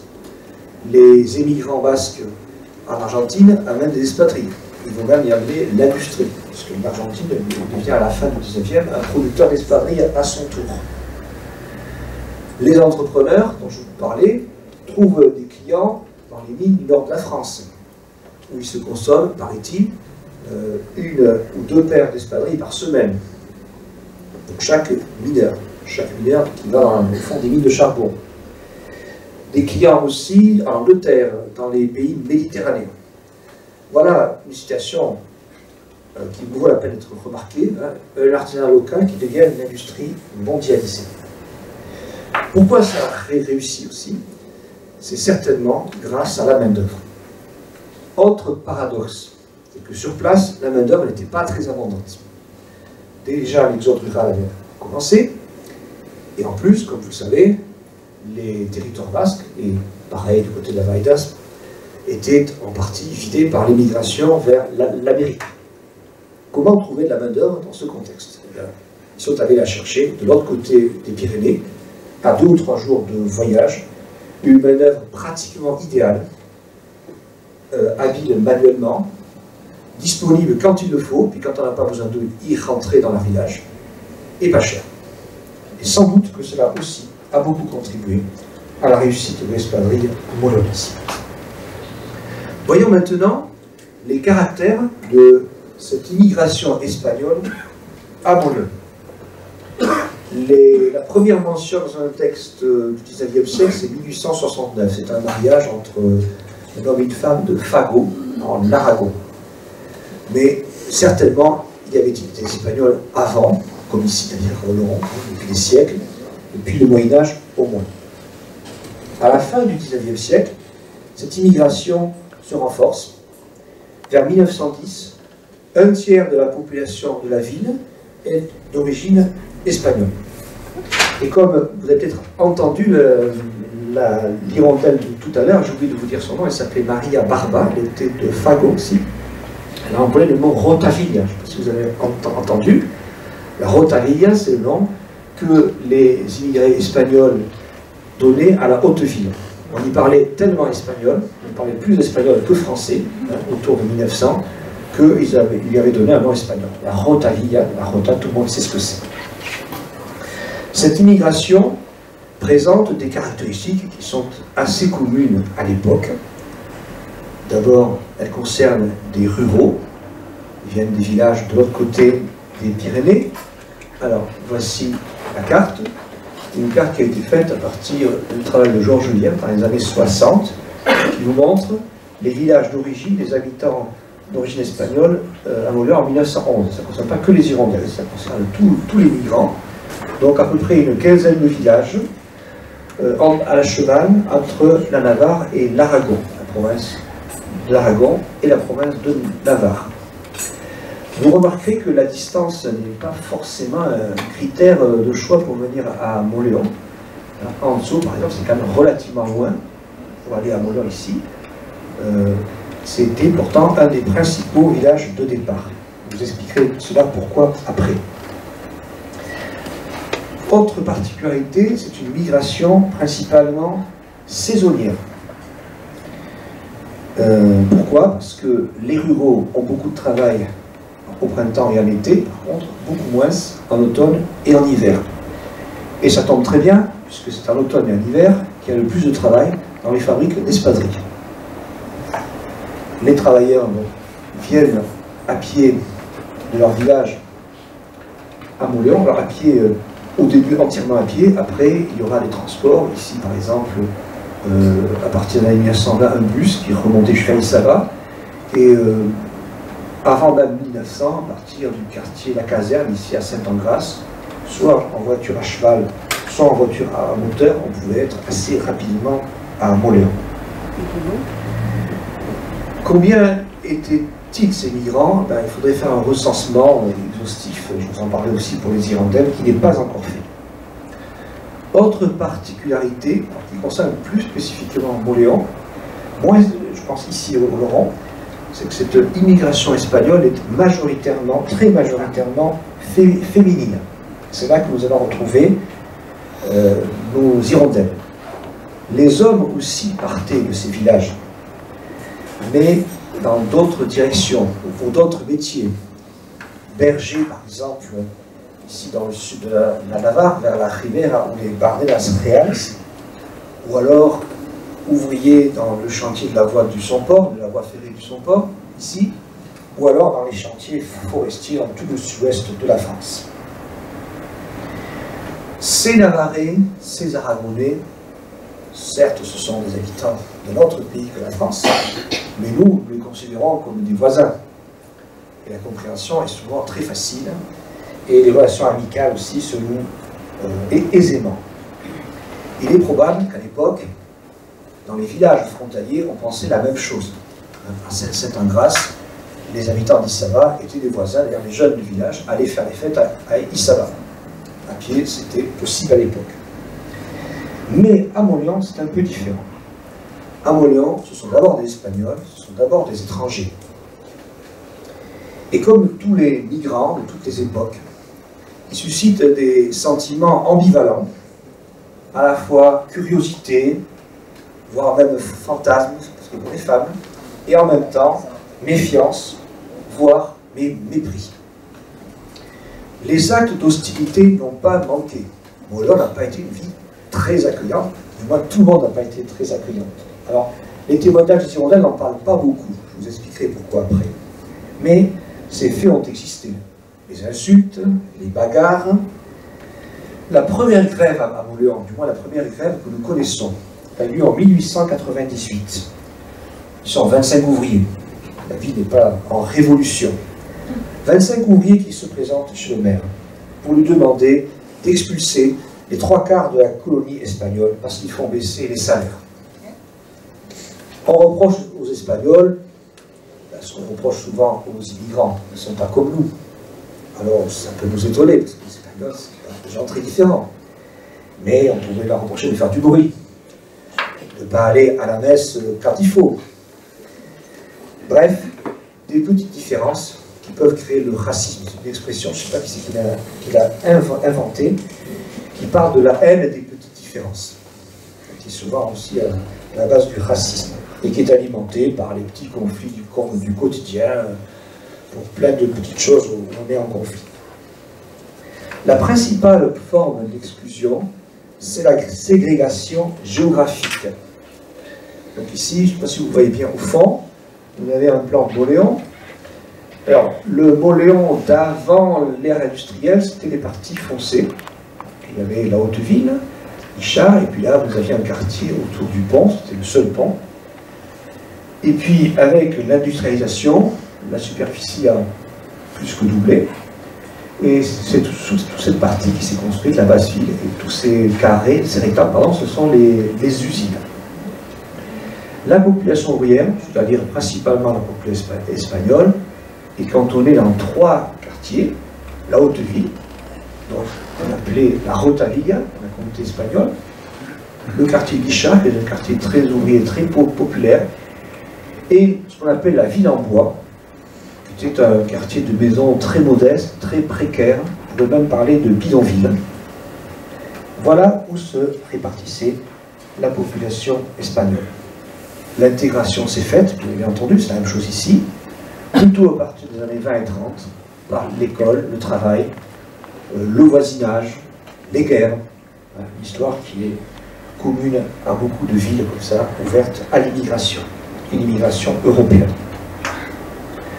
Voyons maintenant, deuxième partie, les hirondelles en leur temps. Je vais vous parler d'abord de leur vie. J'irai vite, parce qu'il est possible que ce sujet, vous le connaissiez déjà. Si vous ne le connaissez pas, vous avez un excellent livre, qui est encore 2 ou 3 exemplaires là-bas, qui est donc le travail de Véronique Chospé. Elle a fait ça en 2001, et elle a fait une espèce de synthèse, tous les témoignages qu'elle a recueillis, elle et d'autres personnes, membres de notre association. Donc là, je me contenterai des grandes idées. Après, je vous donnerai je vous parlerai de quelques personnes, de quelques portraits d'hirondelles. Et je me demanderai si déjà à l'époque, on n'était pas quand même connu ou distingué des autres immigrants. La vie de ces ouvrières, de ces migrantes est difficile, bien entendu. Tous les migrants ont une vie difficile quand ils arrivent, mais elles, tout particulièrement. Ce sont des jeunes filles non mariées. La plupart ont entre 15 et 25 ans. Il y en a de plus âgés, il y en a de plus jeunes. Enfin, c'est à peu près ça, les tranches d'âge. Issus presque exclusivement de familles modestes. Ici, vous avez une photo prise vers 1900 d'un des ateliers de l'usine Cherbero. On voit qu'ils sont devant des machines à coudre, en train de faire, comme on fait le dessus de l'espadrille. Et des hommes qui sont là, bien sûr, pour surveiller le travail, les contremaîtres. Elles viennent donc de ces villages entre la Navarre et l'Aragon. Une partie du voyage peut se faire à cheval, à dos de mulet, ou plus tard en bus, mais la traversée de la montagne, c'est à pied. Le voyage, alors, suivant les époques, ça va de 1 jour et demi à 3 jours. Ça dépend aussi du village d'origine. Plusieurs récits évoquent les dangers du voyage. C'est long, c'est fatigant, on peut se blesser, il y a le mauvais temps. À Mauléon, la vie est presque exclusivement consacrée au travail. 10 heures par jour, et parfois plus, lorsqu'il y a des commandes urgentes à satisfaire. Les salaires sont faibles, alors on a du mal à se faire avoir une idée précise des salaires, parce que c'était beaucoup aussi à l'époque à la tête du client. Voilà. Alors, je ne peux pas vous donner vraiment d'ordre de grandeur, mais le salaire quotidien avant 1914 a fini rarement 1 franc par jour. Le franc, 1914, ce n'est pas l'euro actuel, il valait plus cher. Enfin, c'était quand même des salaires extrêmement faibles. Je reconnais que là, le travail de recherche n'a pas été fait, ça serait intéressant de le faire.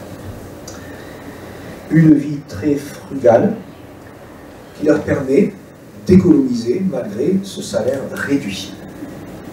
On loue des chambres sans confort à 6 ou 8. Parfois, on partage le même lit, on dort à tour de rôle. La toilette se fait à la fontaine ou au ruisseau, c'est ce que disait aussi Maria Barba tout à l'heure. Elle disait qu'ils allaient au ruisseau pour se laver. La nourriture est faite de pain, de soupe et des fameuses migas. Je pense que vous avez tous entendu parler des migas qui sont devenues un plat à la mode du côté navarrais.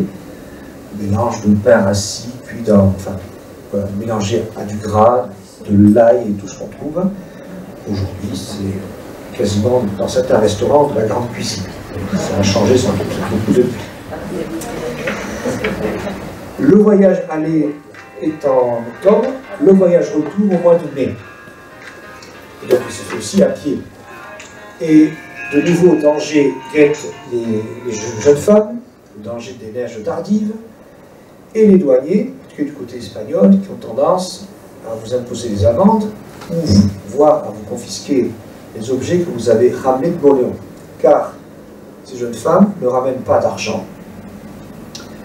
L'argent qu'elles ont gagné, le plus souvent, elles le convertissent en linge, en vêtements, en ustensiles de cuisine, soit pour des membres de leur famille, soit pour elles-mêmes, car un des objectifs de leur migration est de constituer un trousseau. Il y a des exemples, on l'a dit, puis il y a des documents qui l'attestent, de transport de meubles, à dos d'homme évidemment. On aurait même transporté des poêles à dos d'homme. Cette migration s'est déroulée pour l'essentiel entre 1880 et 1930. Elle a été interrompue pendant la Grande Guerre. Combien d'hirondelles? Là, on n'est pas trop capable de répondre. Il faudrait faire un recensement exhaustif. On dira plusieurs milliers. Mais je ne peux pas vous donner de chiffre plus précis. C'est d'autant plus difficile à faire, l'inventaire, que beaucoup d'entre elles ont fait 2-3 saisons à Moléon avant de s'établir. C'est une migration de jeunes femmes, et comme toutes les migrations de jeunes femmes, ce n'est pas du tout individuel. Ça s'organise dans des réseaux familiaux extrêmement serrés et protecteurs. Elles sont accompagnées par leur père, leur frère jusqu'à la frontière. Ensuite, elles font partie du chemin seules, mais toujours en groupe. À Moléon, elles sont prises en charge par quelqu'un de la famille, du village. Elles logent dans des maisons connues où habitent d'autres Espagnols. Malgré cet encadrement strict, il y avait bien sûr l'obsession de la bonne réputation, même dans les milieux très modestes, et même surtout dans les milieux très modestes. Malgré la dureté de la vie à Moléon, ce temps du travail à l'usine, c'est très bizarre pour nous, on peut le comprendre comme un moment de liberté. 10 heures par jour devant des machines à coudre, est-ce que c'est de la liberté? Oui, parce qu'il y avait, par exemple, il y avait le plaisir d'être entre jeunes femmes. Il y avait un contact qu'on ne pouvait pas forcément avoir dans son village d'origine. Et puis, cette saison à Moléon, c'est des contacts avec la grande ville. Alors certes, on ne va pas beaucoup à la fête, c'est un sujet un peu tabou dans les témoignages, parce que quand les anciennes hirondelles, j'ai 80 ans et plus, on leur demande « Est-ce que vous allez à la fête ?» « Non, non, moi je n'ai pas à la fête. Une telle, oui. » Bon, c'est ce qu'elle a trouvé. À mon avis, il ne veut pas y aller souvent. Et puis, cette saison, c'est quelques mois à Moléon, c'est quelques mois sans l'autorité du père, du curé, du notable, du village. Donc, une libération très relative, mais on peut quand même utiliser cette expression. Très rapidement, quelques portraits d'hirondelles. Beaucoup sont anonymes, mais quelques-unes nous sont connues, soit parce qu'elles ont laissé de la famille à Moléon, soit parce qu'elles ont témoigné. Aussi, par exemple, la photo de mariage Eustaquio Pérez et Vitorina Olaveri. Eux, ils sont relativement connus, d'abord parce qu'ils ont toujours des descendants à Moléon, et donc on a les témoignages, à partir de leur fils, qui est toujours là, qui est très très âgé, et qui a beaucoup parlé de l'histoire de ses parents. Les deux étaient du même village, Ustaros en Navarre, mais ils se sont connus à Moléon et se sont mariés à Moléon. Le mariage n'a pas duré très longtemps, car Eustaquio Pérez était un militant politique très engagé, du côté du Parti communiste. Et en 1939, il a été arrêté une première fois, c'était l'époque, au tout début de la guerre, où les communistes étaient considérés comme des dangers pour la défense nationale. Il a fait quelques semaines de prison, il est rentré chez lui, re-arrêté en 1942, déporté, il est mort en déportation à Mauthausen. Voilà, donc là c'est un couple d'immigrants. Lui était immigrant, il n'y a pas de nom spécial, l'immigrant est homme, et elle, une hirondelle. Autre exemple, deux portraits d'hirondelles. Une photo des années 30, donc quand elles étaient au travail, quand elles venaient. Donc Victorina Garcia, qui est la dernière hirondelle à avoir vécu en Sousse, elle est décédée en 2010. Et elle aussi a beaucoup témoigné, donc on connaît assez bien son itinéraire et sa vie à l'usine. Gabi Pasqualena, autre personnalité remarquable, parce qu'elle a eu une vie très longue. Elle a travaillé 72 ans à l'usine Beguerie. Et à la fin de sa vie, donc elle était âgée de 100 ans, elle a été interrogée par un journaliste local de Sud-Ouest, et vous avez cette photo d'une femme dont les yeux sont encore pétillants de vie. Elle est décédée 2 ans plus tard. Voilà quelques portraits. Je ne vous raconterai pas leur vie parce que ça serait trop long, mais elle est très bien. Enfin, vous aurez tous les détails dans le livre. Je ne veux pas vous obliger à acheter. Les hirondelles étaient-elles connues ou reconnues à leur époque? C'est ce que je vais essayer maintenant de me demander. Il y a très peu de traces dans les archives de l'époque. Elles sont absentes des rapports de police ou de gendarmerie et presque absentes dans la presse. Il y a de rares exceptions. Je vais vous en donner 2.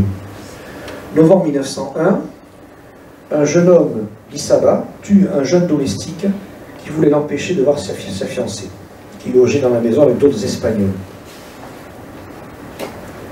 Autre exemple, en 1892, en février, une rumeur circule dans la presse locale, qui a été d'ailleurs beaucoup reproduite dans des journaux de province hors de la Soule et hors du département. 7 jeunes filles auraient disparu dans la neige et auraient été retrouvées mortes de froid, serrées les unes contre les autres. Alors, pendant longtemps, j'ai cru que c'était vrai, mais en fait, en lisant la presse, il semblait que ce ne soit pas vrai. Et le journal républicain de l'époque, le Réveil Basque, démente ou corrige la rumeur en précisant que les jeunes filles étaient bien arrivées. Certes, on les avait crues perdues, mais c'était bien arrivé. Et qu'on confondait leur voyage avec l'histoire d'un homme qui, lui, par contre, était mort de froid dans la neige du côté de Amuski. Cette histoire montre que les hirondelles, on savait que ces jeunes filles venaient en Soule, et sans doute qu'on les voyait passer, elles n'étaient pas totalement anonymes et inconnues. Autre signe qui montre cela, ce sont des récits de voyageurs du début du XXe siècle. Alors, il y en a au moins 3. Henri Lorrain, par exemple, qui parle de ces jeunes filles comme des palombes d'hiver. Ou alors, vous n'aurez pas le temps de tout lire, mais voici un extrait d'un roman qui a été publié en 1925, Gracieuse et le béret bleu, l'histoire d'amour contrarié, comme souvent. Et dans cette page, vous y trouverez tous les thèmes qui ont fait depuis le mythe des hirondelles, le mythe ou l'histoire des hirondelles telle que nous la connaissons. Donc ces bandes de jeunes filles avec un petit baluchon, le petit banc en bois pour s'asseoir et garder sa robe propre. Et ensuite, on couche à même le sol, sur de mauvais matelas, on se serre les unes contre les autres. On se nourrit de beaucoup de pain et d'eau, donc une vie très frugale. Les beaux jours revenus, on reprend le chemin du pays, l'escarcelle pleine et leur baluchon démesurément grossi par les emplettes qu'elle fit. Et puis en honneur, je vais passer un peu vite, on s'amuse, chaque dimanche est une fête. Bon, alors ici, je dirais plutôt charmant, plutôt agréable de la vie des hirondelles. Donc il y a comme ça quelques textes qui émanent non pas sous le timbre de Molonais, mais de personnages de l'extérieur. Ils savent que ces jeunes filles viennent, que ce sont des migrants, qui retournent chez elles.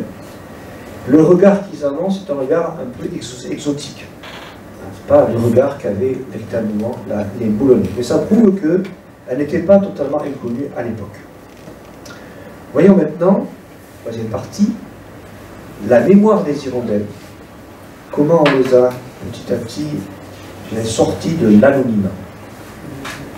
Il y a eu un temps de l'anonymat. La migration saisonnière s'est arrêtée avec la crise économique des années 30. Et puis ensuite, il y a eu la guerre civile qui a encore plus interrompu les échanges transfrontaliers. Leur souvenir à Mauléon s'est certainement maintenu, mais il n'y a pas beaucoup de traces dans la presse ou dans les documents officiels, même aucune. Le seul exemple, c'est ce livre de Georges Viers, qui est une étude sur Mauléon, qui est assez connue, sur la population et l'industrie de Mauléon, où il parle des filles avec 2 longues nattes, leurs robes vertes très larges, leurs blouses à manches blanches, une ambiance jeune, caractérisée au début surtout par des groupes de filles d'un même village, et ainsi de suite. D'où tient cette information? Il est possible qu'à Mauléon, des gens lui en aient parlé, que dans les années 60, le souvenir en soit encore présent. Du côté navarrais et aragonais, il semble que le silence soit plus complet. C'est un sujet qu'il faudrait étudier.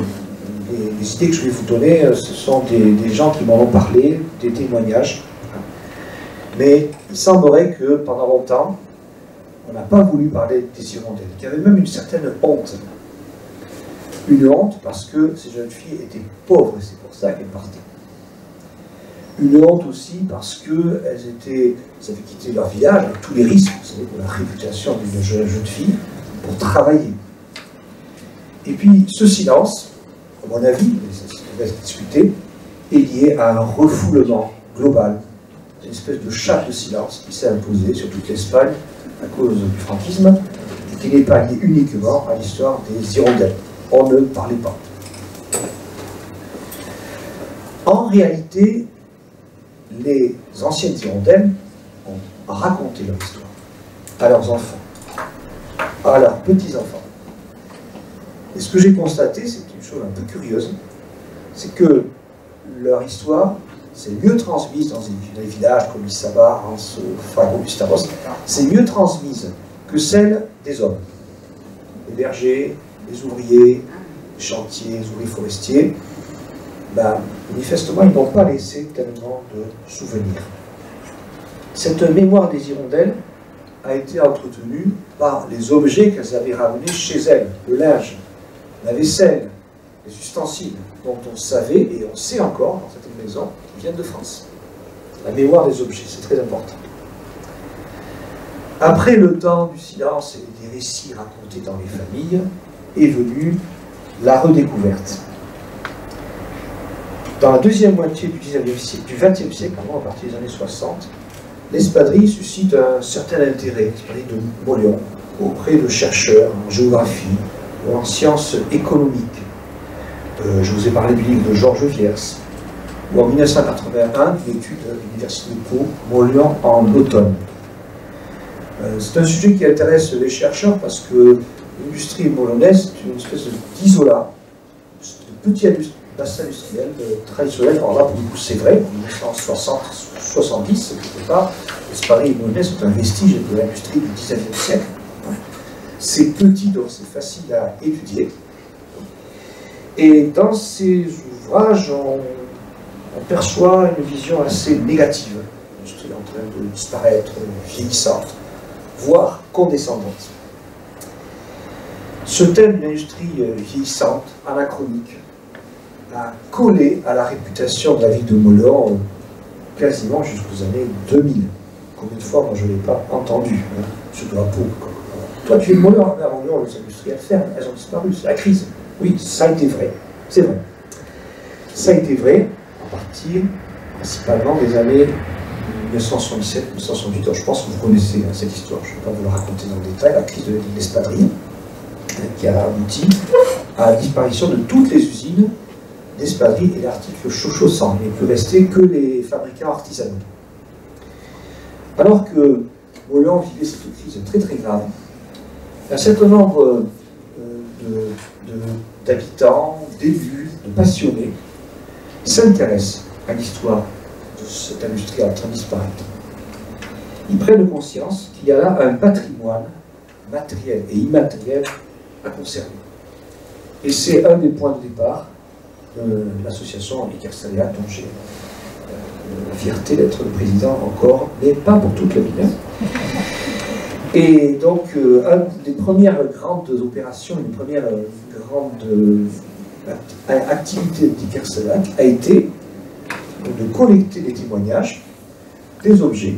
Et ça aboutit en 1986 à une exposition assez importante, qui a eu un certain succès sur l'espadrille.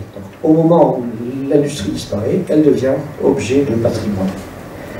Et c'est à cette époque-là, dans les témoignages, qu'on commence à repérer ces histoires, ces destins de jeunes filles qui faisaient l'aller-retour depuis leur village navarrais ou aragonais. C'est aussi à cette époque-là, on va dire en 1985-86, que pour la première fois, on parle d'hirondelle. Et d'après mon ami Joël Larocque, le spécialiste de l'histoire de Mauléon, ça serait une des sœurs Garcia qui, en racontant sa vie, aurait dit, en voyant par la fenêtre les hirondelles, tiens, nous étions comme ces hirondelles, nous faisions l'aller-retour. Et c'est de là que ça serait venu. Autour des années 2000, donc un tout petit peu plus tard, les associations UHEITS et Kerstelag mènent un ambitieux travail de collecte, de mémoire, je vous en ai déjà parlé, et ça aboutit au travail de Véronique Inchospé à son livre Mémoire d'hirondelles. Et à partir de là, on peut dire qu'en Soule et à Mauléon, les hirondelles sont connues. De l'autre côté, du côté navarrais, la découverte s'est faite avec un léger décalage, je dirais de 10 ans, peut-être plus. Je ne peux pas trop vous dire. Cette découverte, cette émergence des hirondelles dans le village aragonais et navarrais, c'est un peu la conséquence du travail qui se faisait ici, puisque mes prédécesseurs sont allés les voir, sont allés les rencontrer, donc ça a suscité de la curiosité. C'est lié aussi à un mouvement très global en Espagne, qui est celui de l'émergence de la mémoire dans tous les domaines, mémoire historique, mémoire des traditions. C'est un mouvement très très fort qui a entraîné la création de très nombreuses associations. Je crois qu'entre la Navarre et l'Aragon, dans tous ces villages, chacun a une association culturelle et patrimoniale.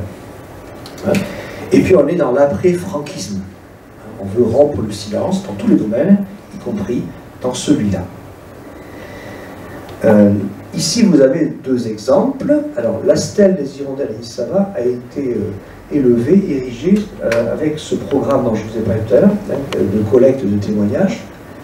Et c'est un programme européen, un programme Interreg, enfin, avec financement européen. Et une des opérations consistait à mettre des stèles sur leur chemin. Et le seul endroit où la stèle est vraiment bien conservée, c'est Isaba. En Mauléon, il y en a une, mais elle est vraiment très très abîmée. Ça montre qu'à Isaba, c'est un sujet qui les intéresse. Et juste à côté, vous avez une photo, j'ai prise en 2019, qui montre donc une photo d'une fête des hirondelles. En fait, ils organisent ces événements depuis la fin des années 1990. Ici, vous avez une photo de la fête des hirondelles en 1987. Il y avait encore ces femmes dans les villages. Elles sont honorées. Et à côté, je vous ai mis un extrait discours qui a été prononcé lors de la fête de 2019, qui est intéressant, parce que, bon, je pense que vous comprenez tous l'espagnol, nous sommes fiers d'être les descendants de ces femmes courageuses, filles à la nécessité, qui, année après année, laissaient leur famille, leurs fiancés. Donc, ce qui était autrefois tu, voire caché, devient objet de fierté. Personnellement, j'ai pu le constater, en particulier en 2019, j'étais mené à faire aussi, comme devant vous, une présentation sur les hirondelles, et j'ai senti une espèce de bonheur des gens, incroyable, qu'on parle de leur grand-mère, de leur mère, et ils venaient nous voir. Oui, ma grand-mère était une hirondelle, c'est comme s'ils le disaient pour la première fois. Je ne pense pas que c'est vrai. Et il y avait une espèce de fierté retrouvée d'être le descendant de telle femme. Je vais passer à la conclusion. En conclusion, je vais présenter les hirondelles comme un symbole identitaire. Aujourd'hui, on parle beaucoup des hirondelles en Soule, en Navarre, en Aragon. Vous avez énormément d'exemples. Ici, j'en ai pris quelques-uns. Donc, la fête des hirondelles, on n'est pas célébrée tous les ans, mais quand même assez régulièrement à Isaba. Le nouveau festival culturel de Mauléon s'appelle la fête des hirondelles. Le nouveau collège de Roncal, la reine Roncal à Bourgui, qui est ouvert en 2021, il y a quelques mois, s'appelle Ainarak. Il y a des livres qui ont été publiés sur les hirondelles. Un en particulier qui a eu un certain succès, Les Demoiselles, Anne-Gaëlle Huon. Bon, il n'est pas vraiment l'histoire des hirondelles, mais il a eu un certain succès. il y a aussi tout un travail de diffusion à travers Internet, en particulier ce projet ambitieux, qui est aussi un projet de financement européen, qui s'appelle Ainarak, Hirondelle, en basque, porté par plusieurs maisons de production, plusieurs studios de production de cinéma, dont un à Saint-Sébastien. Vous pouvez visiter ce site. Alors, les titres sont en basque, mais les interviews, les entretiens, parce que c'est surtout des vidéos, sont en français ou en espagnol. Vous pourrez y rester sans problème. Et ce projet Ainarak devrait aussi aboutir à un film documentaire pour le cinéma. Normalement, il devrait sortir ce printemps. Je ne connais pas trop la date exacte. Bref, vous avez tout un travail, tout un intérêt. Ici, une fresque que vous pouvez voir au cinéma de Mauléon, qui est assez grande, qui met vraiment les hirondelles dans le paysage urbain de Mauléon. Elle a été faite en 2019. Pourquoi les hirondelles ont-elles aujourd'hui un tel succès? Pour moi, il y a 3 raisons. Le premier, c'est que leur histoire est un récit émouvant, porteur d'images et d'émotions. Deuxièmement, c'est un récit de femmes, une histoire de femmes. Et nous sommes à une époque où nous avons besoin, c'est pas simplement, je pense, une espèce de mode, c'est un besoin de mettre les femmes à leur place dans l'histoire. Or là, c'est une histoire de femmes, presque uniquement. La migration, c'est entre femmes, la transmission aussi. Troisième intérêt, c'est la dimension transfrontalière, bien sûr. Ça suscite la curiosité et un petit peu, il faut dire, des subventions. Pourtant, cette histoire est encore à écrire, et je dirais même certains aspects du mythe à corriger. Il faudrait réunir la documentation essentiellement familiale. Nous avons très peu de lettres, par exemple. La documentation administrative, il y en a très peu, mais ce serait bien quand même qu'on essaie de la trouver. Qu'est-ce qu'il y aurait à corriger? Lorsque ces hirondelles ont témoigné, elles étaient à la fin de leur vie, elles avaient 80 ans et plus, elles ne cachaient pas la dureté de leur voyage et la dureté de la vie à l'usine.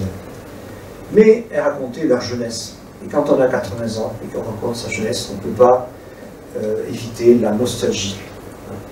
Et quelque part, c'est resté aussi dans le récit qu'on en a fait plus tard. Je dirais que l'image qu'on a est plus belle que la réalité concrète de leur vie. C'est aussi la faute, enfin la faute, je ne sais pas comment dire la chose, aux photos. Elles ont laissé des photos. Il y en a plusieurs dizaines, voire plusieurs centaines. Ce sont des photos, elles sont toujours à leur avantage, bien habillées, souriantes. Elles se faisaient photographier souvent en Mauléon avant de rentrer chez elles. Donc elles se présentaient sous leur meilleur jour. Ce n'était pas les costumes de tous les jours, et ces photos n'évoquent pas la dureté de leur vie. Pour terminer, je suis un peu en retard, l'histoire des hirondelles n'est pas qu'une histoire locale entre la Soule, la Navarre et l'Aragon. Alors, dans la discussion, vous allez peut-être me dire si vous pensez qu'il y a des hirondelles en Béarn. Et puis, on peut aller plus loin, parce que la comparaison entre les jeunes femmes migrantes et les hirondelles, en fait, avec Kerselak, nous ne l'avons pas inventé. Ça, on l'a dit il y a quelques années, d'ailleurs ici même à Oloron. Exemple, en Argentine, à la fin du XIXe siècle, on appelait hirondelles des ouvrières italiennes qui traversaient l'océan pour faire les moissons. Ce n'était pas une migration tout à fait saisonnière, mais c'était quand même une migration temporaire. Les golondrinas. Et certainement, cette comparaison, plutôt cette métaphore, a été utilisée dans d'autres pays. Il y aurait une histoire, plutôt une anthropologie à faire, de la migration des jeunes femmes, qui est une migration, à certains côtés, semblable à celle des hommes, mais qui a aussi des aspects spécifiques. Et en particulier, je pense à cette dimension, ou cette interrogation sur est-ce que les femmes se libèrent par la migration, oui ou non. Donc voilà. La dernière hirondelle, je vous ai dit, elle est morte en 2010. En fait, il y en a une autre, Balbina Alarcos. Elle est venue à Mauléon à l'âge de 3 ans, portée par sa mère, et elle est décédée en 2015. Donc c'est la dernière témoin direct de ces voyages qui sont aujourd'hui du passé. Je vous remercie.